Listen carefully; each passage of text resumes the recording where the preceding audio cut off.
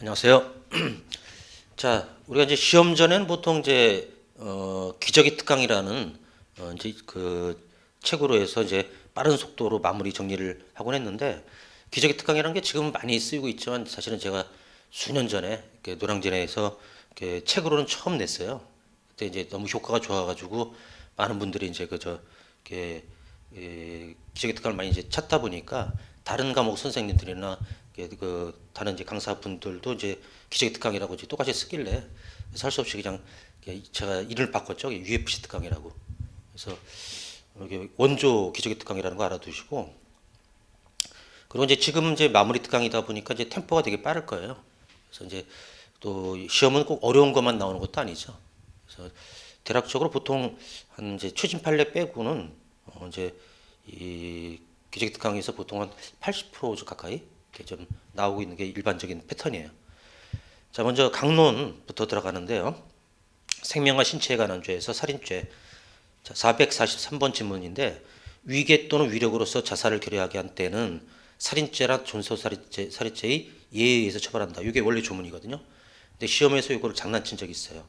그래서 위계 위력으로서 자살을 결의하게 한 때는 자살교사죄에 의하는 게 아니라 살인죄에 의합니다. 그래서 요 나름대로 이때는 이제 까다롭던 질문이었어요. 이게. 다음에 444번에서는 제왕절개와 사람의 시기. 우리가 보통 이제 진통이 왔을 때도 사람으로 보지만 제왕절개 됐을 때도 사람으로 보는데, 근데 중요한 건 뭐냐면 의학적 규범적으로 판단하는 게 아니라 실제로 사실상 자궁이 절개되어야 이제 그 제왕절개된 거로 보고, 또 이제 이 사람이 되는 거로 봅니다. 그래서 진통도 안 오고 그 다음에 또 그 제왕절개도 되지 않았을 때, 이때 스토리는 이제 그 이제 임산부께서 10개월이 돼도 아이가 진통도 안 오고 출산이 안 되니까는 제왕절개를 갖다 의사한테 해달라고 요청을 했어요. 근데 그걸 안 하다가 아이가 죽은 거예요. 그 진통도 안 왔고 또 제왕절개도 안 됐으니까 사람이 아니죠. 그래서 업무상 과실치사라는 죄명이 안 나옵니다. 무죄예요, 이거는. 그리고 이제 추상적으로 물을 때는 이제 의학적 규범적으로 판단한다고 하는데, 그건 틀린 질문이에요. 그다음에 울대가격 살인고의라는, 이것도 잘 아시죠? 특수부대 무술교관 출신이 자기 낭심을 잡아당기는 여자의 목을 쳐서 울대가 파열될 정도로 세게, 또 이제 목은 최대 급소죠. 그래서 살인고의로 인정했던 사례. 그다음에 조산원이라고 출산을 도와주는 분, 그분이 이제 업무상 과실치사가 되는 게 있는데, 분만 중인 태아, 여기는 분만 중이라는 얘기는 이미 저기 이제 진통이 왔다는 얘기예요. 그래서 사람으로 보고 이제 잘 안 나오니까 얘를 잡아당기다가 목이 졸려서 죽은 사례입니다. 업무상 과실치사.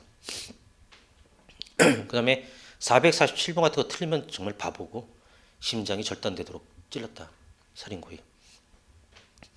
그다음에 두번 그 448번은 뭐냐면 미군이 우리나라 사람 목을 꺾어서 부러뜨려 죽였던 거.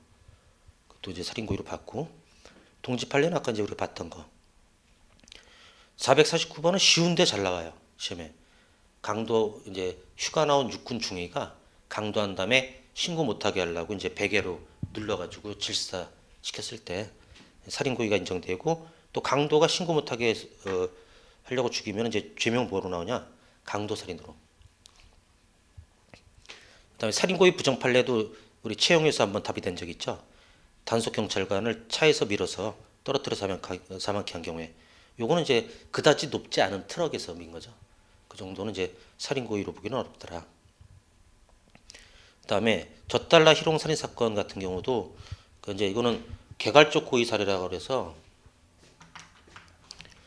자기 부인을 이제 희롱하는 이제 첫 번째 그 희롱하는 사람을 갖다가 이제 살인고의로 품고 둔기로 가격했죠. 근데 기절돼 있었어요.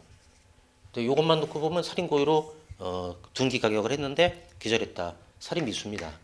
요것만 놓고 보면. 그 다음에 이제 두 번째 행위를 해요. 그래서 이제 이미 죽은 줄 알고 사체 유기 고의로 매장을 했어요. 근데 알고 보니까 이제 이때 실사했다는 거. 그럼 요것만 놓고 보면 또 사체 유기 고의니까 살인고의가 아니고, 그래서 이제 그 과실치사라는 죄명이 나올 수 있는데, 그래서 이 두 개를 실질적 경합으로 보는 학설이 있어요. 근데 우리 판례는 그렇게 안 해요. 그냥 여기 있던 살인고의가 제2 행위까지 넘어오는 걸 봐서 이게 이제 개괄적 고의예요. 그래서 결국은 이제 생각과는 다른 방식으로 죽었지만 그때도 살인 고의를 정해서 살인죄가 됐던 사례. 요 판례를 비판할 때는 이제 고의가 너무 넓어지지 않냐라는 비판은 합니다. 그다음에 451번은 김밥 콜라 사건이라고 그래서 그 제목 그 사건명도 기억에 좀 남죠. 그래서 이거는 객체의 착오가 있어요. 먼저 경쟁 조직원을 죽이려고 했는데 숙박업소 그 방 호수를 잘못 찾아가지고 여행객을 경쟁 조직원으로 오해했던 거. 그게 객체의 착오고, 객체의 착오는 이제 모든 견해가 결과 고의를 인정하죠. 그다음에 또 인과관계라는 것도 문제가 되는데, 왜냐면 이제 그 여행객이 2명이었는데요. 한 명은 이제 즉사하고요. 한 명은 병원에 가서 치료해가지고 이제 살려냈어요. 근데 여기저기 이제 칼에 의한 장천공이 있기 때문에 음식물을 먹을 수 없는데 병문안 온 사람이 먹다 남긴 김밥 콜라를 못 참고 먹었다가 이제 사망에 이른. 그래서 인과관계에서 이제 어떤 논점이 있냐면 꼭 이제 직접적이거나 유일한 원인일 필요는 없다라는 거. 그런 얘기가 나와요. 그래서 이제 다른 사실이 게재된 거, 김밥 콜라라는 게 게재돼 있죠. 그러더라도 인과관계가 있다. 살인죄가 됐고, 또 살인죄의 시행착수는 실질적 객관설이라고 해서 그 낫 사건 기억나시죠? 낫을 휘두를 때가 아니라 다가갔을 때, 휘둘 위치에. 그래서 우리가 생각하는 구속요건적 행위의 한 직전 단계 정도, 그 정도를 실행착수로 보고 있고요. 저수지 조카 익사 사건, 그것도 부작위 살인에서 유명한 판례죠. 그래서 이제 형과 형수가 교통사고로 돌아가셔가지고 10세인 조카가 유산을 상속받았는데 그 유산을 노리고 이제 저수지로 유인해 가요. 근데 이제 그 처음에는 단순 사고사인 줄 알았더니 이제 동네 목격자들이 있었어요. 둘이 그 삼촌하고 가고 있는 걸 본. 그래서 이제 수사하다 보니까 자기가 빈 건 아니다. 빠졌는데 구조하지 않았다 이렇게 해가지고 그때 친척은 이제 보증인 지위 의무가 있으니까 또 이제 구조 가능성도 있었고요. 그래서 부작위 살인이 됐던 사례입니다. 또 주교사 부작위 살인 사건도 기억하실 거예요 아마. 유괴했는데 애가 이제 그 오랫동안 이제 방치돼가지고 탈진돼 있고, 근데 이제 그 이 담요를 덮어놨었는데 담요를 제끼고 보니까 이게 눈이 이제 뒤집혀 있더래요. 그래서 바카스를 입에 흘렸는데 마시지도 못하고 흘려버리는, 그 정도면 이제 많이 좀 위험한 상태인데 다시 담요를 덮어요. 이때 죽어도 할 수 없다라는 미필적 고의를 인정했고, 또 적적으로 죽은 게 아니라 그 방치해서 죽인 거니까 부작위 살인이 됐던 겁니다. 또 세월호 선장 부작위 살인 사건 같은 경우도 이제 그 보증인 지위 의무하고 그다음에 구조 가능성이 있었다는 거 아시죠? 퇴선 명령을 내렸으면 됐으니까. 그래서 인과관계도 인정됐고 그래서 부작위 살인이 됐던 사례입니다. 그다음에 456번 살인죄하고 사체유기죄는 실경이에요. 이 죄수관계도 가끔 물어보거든요. 죽인 다음에 이제 시신을 다른데 옮기는 했을 때 이제 부작위 살인죄하고 사체유기죄의 실경이 되고, 그다음에 457번은 어떤 논점이냐면, 그러니까 이제 사체유기은닉죄는 살해한 다음에 장소 이동이 있어야 돼요. 그래서 으슥한 곳으로 유인해서 죽이고 내려오면 시신 발견은 좀 어렵겠지만 사체유기은닉은 안 돼요. 또 인지하지 않은 생모를 그 살해했을 때는 보통 살인 존속살해. 왜냐하면 여자는 인지가 필요 없다 그랬죠. 남자만 혼인의자를 인지해야 되고. 그다음에 459번은 문전에 버려진 영화를 입양 요건을 갖추지 않았다. 이것도 이제 포인트인데요. 그러면 이제 남의 애를, 피가 섞이지 않은 남의 애를 내 아이로 만들 수 있는 법적 절차는 입양밖에 없어요. 그래서 이제 이건 입양 합의가 없던 거죠. 이제 버려졌으니까. 원래 이제 생부모 또는 실부모하고 양부모가 계약을 해야 되는데 그게 없어가지고 존속살인죄로 처벌할 수 없었던 사례. 아빠 있는 한라로 가자 사건도 되게 좀 슬픈 사건이라 기억이 돼 있을 거예요.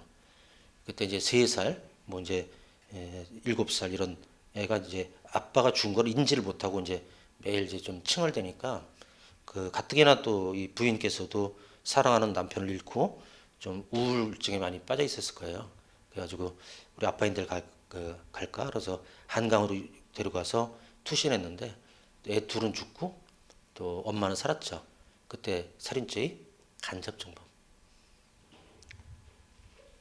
그래서 이건 자살 교사로 못 간 이유는 3살짜리는 특히나 자살의 의미를 모를 거예요. 그래서 이제 그 처벌되지 않는 자살을 이용한 살인으로 본 거죠.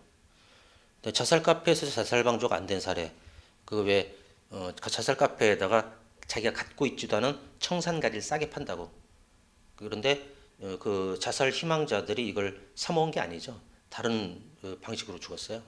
그래서 일단 자살 방조한 건 없다. 휘발유 자살 방조는 이제 남편이 죽고 싶다, 부인이 죽고 싶다고 하니까 그 이제 남편이 저 휘발유를 사다 줘가지고 분신 자살했던 거. 근데 비교 판례는 있는데 이상하게 시험에 안 나오더라고. 그거 기억나요? 저기 이번에 이제 남편이 죽고 싶다 그러니까 부인이 농약 사다 준 거는 진짜 죽을 줄 몰랐다라고 해서 이제 무죄를 준 사건이 있는데 너무 이게 좀 약간 모순되는 것 같이 보이니까 이상하게 시험에 안 내더라고.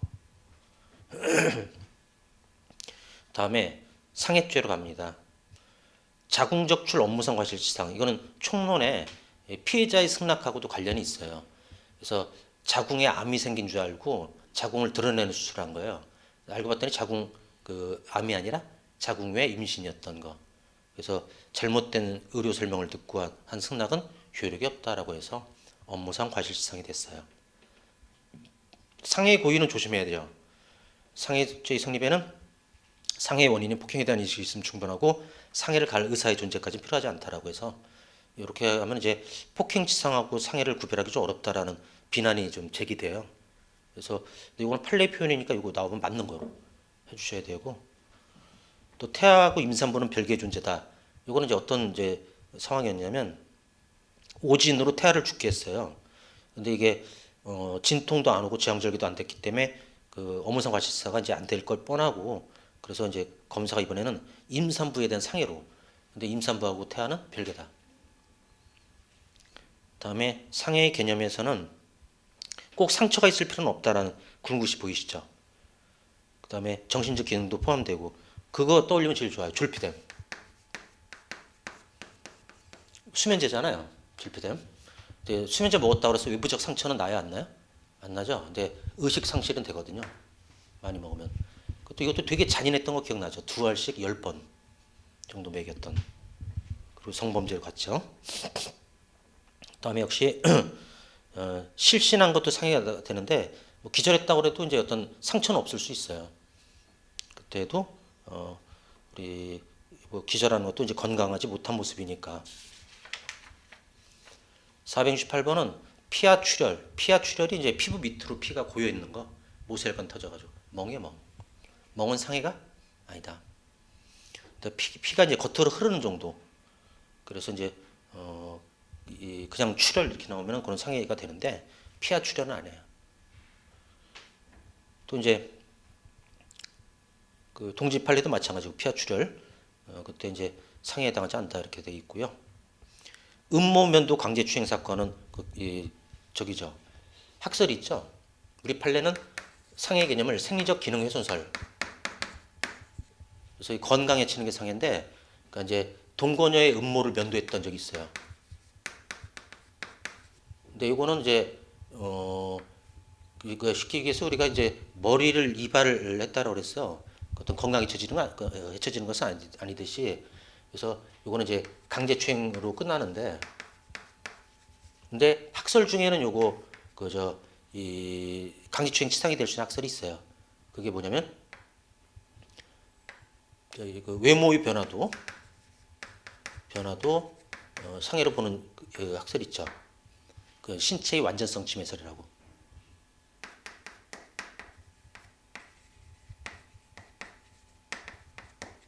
요거에 따르면 이제 강제추행 치상이 됩니다. 추행, 치상까지. 그래서 요게 경감부에서 한번 나왔었어요, 이게. 근데 우리 판례로 물어볼 때는 죄명은 강제추행으로만. 그 다음에 중상해가 부정된 사례. 중상해는 이제 보통 불구 사례가 많아요. 불구. 그래서 시력을 상실하거나 눈이 머는 거. 그 다음에 이제 청력 상실, 고막이 터져가지고 또 이제 신체 일부를 절단하는 거, 이 정도는 이제 불구로 보는데, 이제 다리가 골절, 그건 깁스하면 되죠. 그 다음에 이제 3주간 치료를 요하는 우측 흉부 자상 정도도 치료가 충분히 되는 거고, 그래서 중상이가 되게 어렵다. 그다음에 낙산 비치 호텔 상해치사 사건, 이것도 아마 기억하실 거예요. 그래서 이제 왜 그 불륜 남녀가 일행이, 그러니까 이제 남자가 불륜 여성을 낙산 비치 호텔에서 엄청 때려요. 그 가격을 해가지고 기절합니다. 근데 이 사람은 이제 사망 오인했어요, 두 번째. 그래서 자살 위장하려고 호텔 아래로 이제 투척. 이때 이제 그 사망했던 거. 그러면 이제 남자가 여자를 때려서 기절시켰다. 여기는 상해잖아요. 여기는 이제 죽은 줄 알았으니까 살인고의는 아니고 여기서 치사. 그래서 낙산비치 호텔 상해치사 사건. 아까 개괄적 고의 사례랑은 이제 구별할 거는 여기는 살인고의고 살인인데 이거는 상해고의에다가 치사 이렇게 되는. 거기 좀 달라요. 또 상해치사의 공동정범에서는 여러 사람이 상해 범위로 범행 중 한 사람이 중한 상해를 가하여 피해자가 사망에 이르게 된 경우에 나머지 사람들은 사망의 결과를 예견할 수 없는 때가 아닌 한 예견 가능성이 있다면 이런 얘기죠. 상해치사의 죄책을 면할 수 없다. 상해치사의 공동정범. 그 다음에 상해치사의 동시범 특례 기억나시죠? 요거는 그걸 기억해야 돼. 기본 범죄가 모일 때만 263조 상해죄의 동시범 특례가 적용되죠. 폭행, 상해. 폭행치상, 폭행치사, 상해치사. 이럴 때만 적용되죠. 이때는 공모가 없더라도 공동정범에 의한다. 다음에 폭행죄로 가셔가지고, 다음에 폭행죄는 이제 반의살부벌죄잖아요. 과외, 폭행협박, 명예훼손. 그때 이제 피해자가 처벌을 원한 다음에 다른 이유로 죽었어요. 교통사고나 이런 거로. 그때 상속인이 피해자를 대신해서 처벌 불원의 의사 표시를 할 수 없다. 이거는 이제 피해자의 어떤 그 의사를 더 존중해야 되기 때문에 그렇습니다. 또 최루탄하고 최루분말도 그 외 특수라는 개념에서 위험한 물건이 됐던 거. 그 다음에 자동차는 위험한 물건인데 예외 2개. 30cm 라노스. 그래서 30cm는 이제 택시기사가 무릎을 가볍게 스친 거고, 라노스 사건도 자기 아이를 데리고 이혼하려는 부인이 아이 데리고 도망가니까 차로 막은 거예요. 가볍게요.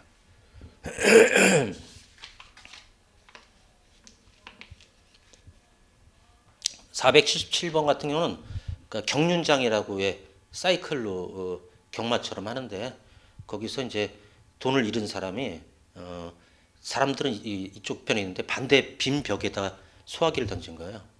그때는 이제 생명신체 위험성을 느낄 이유는 없다. 그 다음에 폭행은 협의라 신체에 대한 불법한 유형력 행사를 해야 된다. 그래서 욕하거나 대문을 발로 찬 것만으로는 폭행이라고 할 수가 없다. 근데 이제 저거는 다르죠. 광인 그 공직방해 폭행은 좀 넓죠. 자동차 본넷에 매달린 것도 됐고, 그 다음에 이제 집행관이 데려간 인부를 때린 것도 됐고, 이건 간접도 되기 때문에. 또 이제 지구대에 이제 똥 뿌리는 것도 되고. 다음에 전화대화 폭행 같은 경우는 이게 심수봉 가수님이 피해자였던 사건이죠. 그래서 전화 대화를 녹음 후 듣게 했다. 뭐 이런 정도로는 또 고성을 질렀다 이런 정도는 안 되고, 특별한 또는 특수한 음영장치를 이용해서 청각기관이 괴로울 정도면 된다고 보고. 그래서 480번 같은 경우는 그거예요. 이제 같은 이제 취지 판례인데 어떤 신체 청각기관을 직접적으로 자극하는 음향도 경우에 따라서는 유용력이 될 수 있다. 그건 이제 특별한 음향장치를 이용해서 청각기관이 괴로울 정도면. 폭행죄는 형식범 거동범인 거 기억하시죠? 그래서 이제 일단 몸쪽으로 불법한 유형력을 행사했는데 안 맞더라도 기수. 접촉하지 않아도 기수. 다음에 유기죄 482번. 이건 조문이죠. 부조를 요하는 자를 보호할 법률상 계약상 의무 있는 자만을 유기죄의 주체로 규정하고 있다. 조문이. 그래서 조리로는 유기죄의 그 보호 의무가 발생되지 않습니다. 근데 나머지 형법의 다른 의무는 이제 조리로도 되는데 부작위범의 의무 이런 거. 근데 유기죄만 안 돼요. 유기죄만 이 조문 때문에. 그다음에 유기죄를 범하여 생명에 대한 위험을 발생하게 되는 중유기죄로서 가중처벌된다. 맞습니다. 그래서 중자 범죄 중에서 생명 위험으로 되는 거 권, 상, 유. 중권례 사방에 중상해 중유기. 중권례 사방에는 중강요라고도 불러요. 그거 좀 유념하시고. 근데 이제 OX 거기서 보면 이제 사람의 생명 신체에 대해서 위험 발생했을 때는 중유기죄 아니죠. 생명 신체는 뭐죠? 중손괴, 손오공의 생신 이렇게. 또 유기죄는 상습범 가중 규정이 없다. 상습범은 어떻게 외웠어요? 사공이 절간에서 협상하고 폭포에서 머리 감아. 거기 유기란 말 없죠? 또 별도형이 규정된 것은 별장 강도. 그래서 작물 강도 도박 이렇게. 그다음에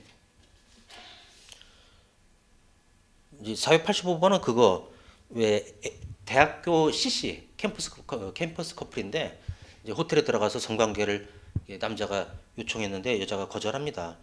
근데 남자가 잠깐 술 사러 갔다 나온 사이에 간 사이에 여자분이 뛰어내렸어요. 7층인가 해서. 근데 들어가니까 이제 여자분이 없어요. 그럼 어떻게 생각했을까? 집에 갔구나. 그래서 이건 이제 유기의 어떤 상황도 모르고 있다라는 거. 그래서 고의가 부정된 거고. 486번은 강간해서 기절한 여성이 있다. 강간당해서 참 그때 이 강간범은 어떤 법률상 계약상 보호 의무가 없어요. 또 그 자기 방어 본능 때문에 도망가는 게 자기 본능이기 때문에. 다음에 술집 손님 유기치사 사건도 기억나시죠? 그래서 3일간 밥 한 끼 안 주고 술만 엄청 먹여가지고 그래서 또 더 안타까운 것은 이제 난방도 안 되는 데다가 방치해가지고 동사했죠. 그때 이제 술 파는 계약에는 그 술도 위험하니까 뭐 술로도 죽는 경우 있잖아요. 많이 먹고. 그래서 그때 안전하게 귀가시킬 의무가 있다라고 봤어요. 단 민법상 계약상 의무가 인정되면은 형법상 유기죄의 보호 의무도 당연히 인정된다. 이 지문은 X. 그보다는 좀 신중하라고 그랬죠.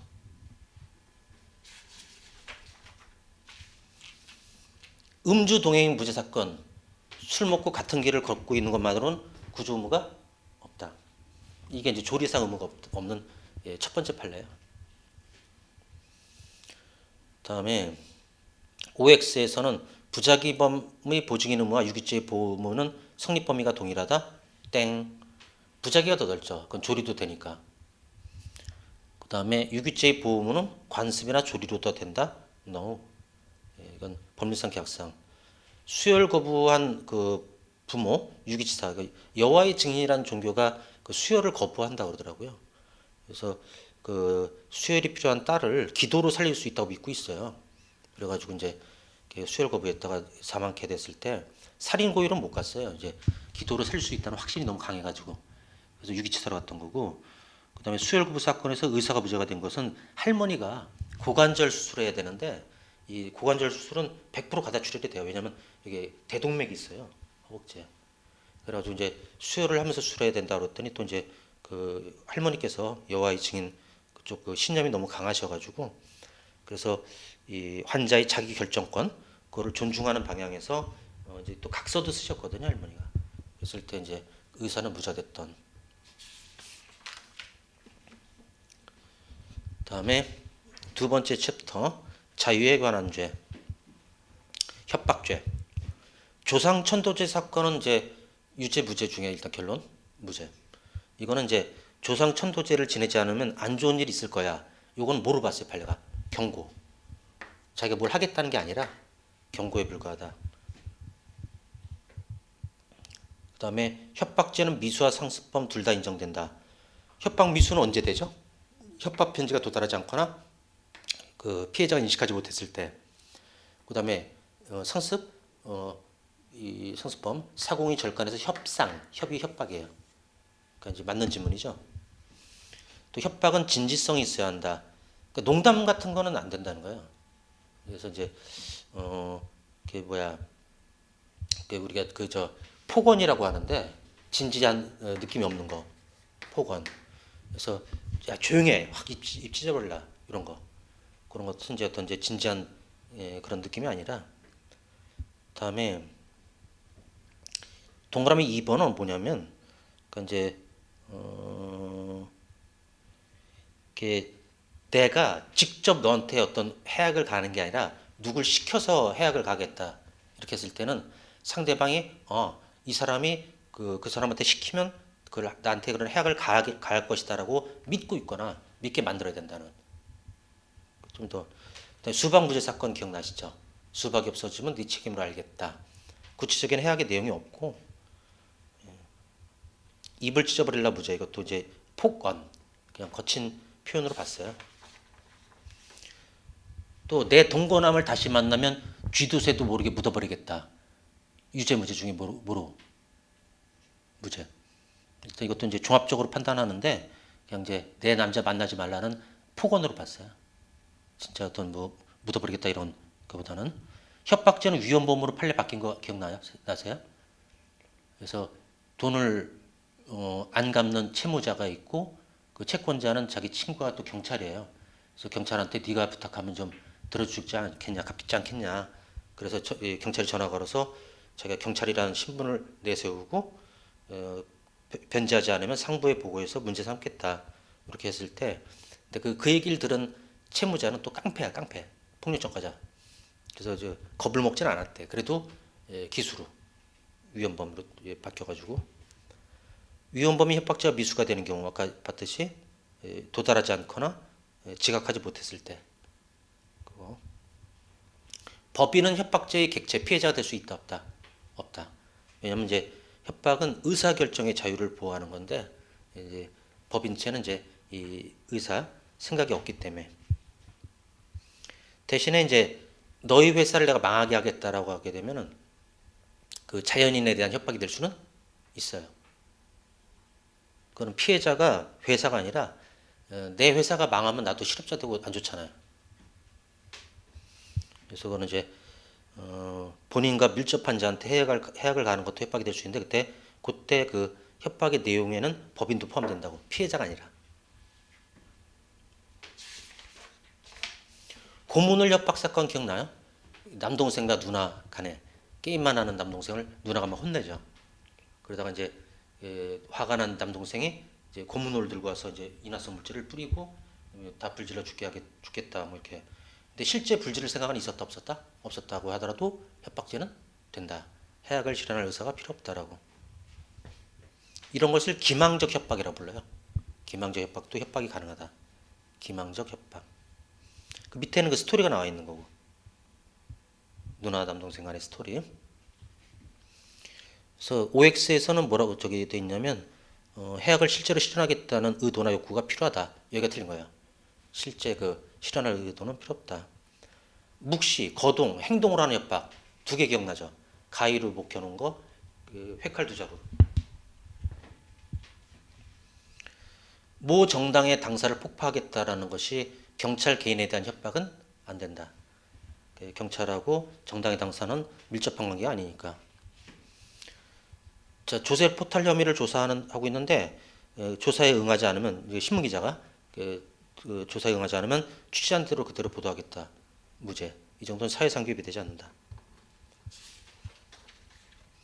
야후방망이로 왜 아들 죽인다고 그랬던 거? 협박죄? 됐죠.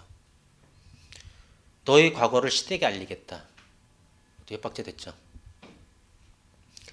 협박이 감금의 수단인 경우에 죄수 관계는 불가불적 수반행이라고. 그러면 이제 결국은 협박은 따로 처벌하지 않겠다는 거죠. 그래서 자기를 신고한 여자를 이제 밤에 불러내가지고 자동차에 타라. 타지 않으면 가만두지 않겠다. 그러고 협박했고 이제 그 여성을 데리고 어디로 갔어요? 망우리 공동묘지. 거기 공동묘지 한복판에 세워두고 이제 내려오는 경우에 이때 감금죄만 됐지 협박죄는 안 됐다는 거.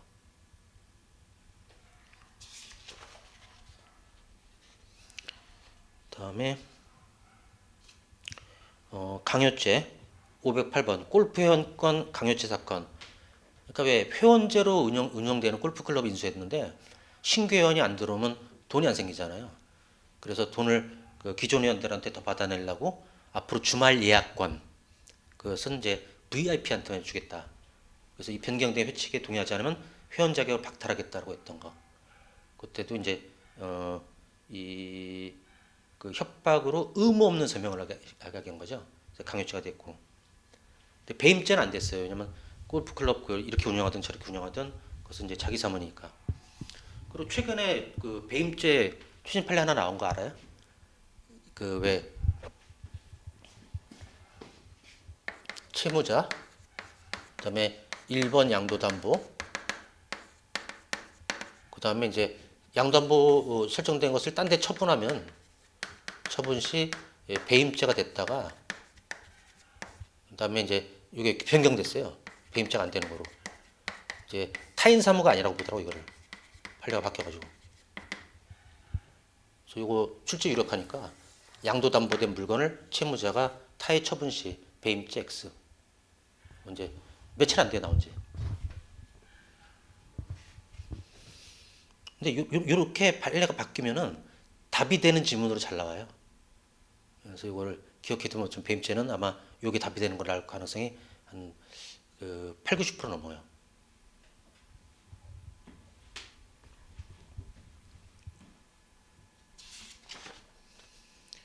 그다음에 직무수행 보고 명령 무죄라는 것은 그 상관이 부하한테 그 어떻게 일을 했는지 일지로 보고해라. 이건 정당한 명령이에요.